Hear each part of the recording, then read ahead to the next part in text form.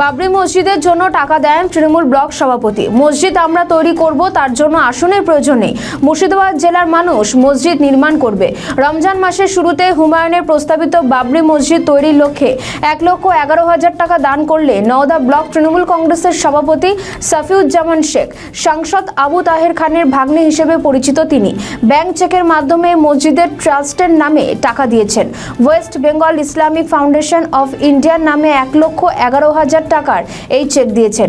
এদিকে হুমায়ুন কবির বলছেন নিজে বাঁচার জন্য এই টাকা দিয়েছেন। মসজিদ আমরা করব, সবিনয় মুসলিমরা করবে, সারা মুর্শিদাবাদের মুসলিমরা করবে। তারা মসজিদের জন্য আসন চাই না, মানুষকে তারা বলে না আমাকে নেতা করে নাও তারপরে মসজিদ করে দেব। আমরা আমাদের হৃদয় দিয়ে মসজিদ করি। কালকে মাহে রমজান, রমজানের প্রথম দিন, কালকে 1,11,000 টাকা বাবরির ট্রাস্টে পাঠিয়ে দেব। রমজানের প্রথম দিনে শপথ করেছি, আল্লাহর নামে ওয়াদা করেছি,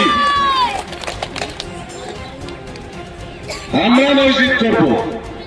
যাদের অন্তরে আল্লাহ আছে, যাদের অন্তরে খোদা আছে, যাদের রোজা আছে, যাদের 30 দিনের মহারমজান আছে।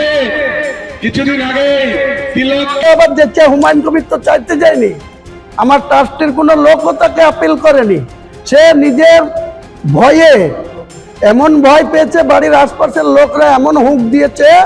এখন দেখছি আমি যে বিরোধী লাই, আমি মুখে বলেছি, কিন্তু এরকম আমি 1,11,000 টাকা দিচ্ছি। এটা নিজে বাঁচার রাস্তা।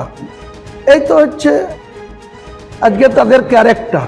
তাহলে তাদের নিয়ে যত কম কথা বলা যাবে ততই কিন্তু ভালো।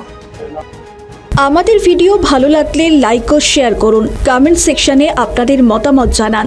আরও ভিডিও পেতে আমাদের চ্যানেলটিকে সাবস্ক্রাইব করুন এবং প্রতি মুহূর্তে খবরের আপডেট পেতে প্রেস করুন বেল আইকন।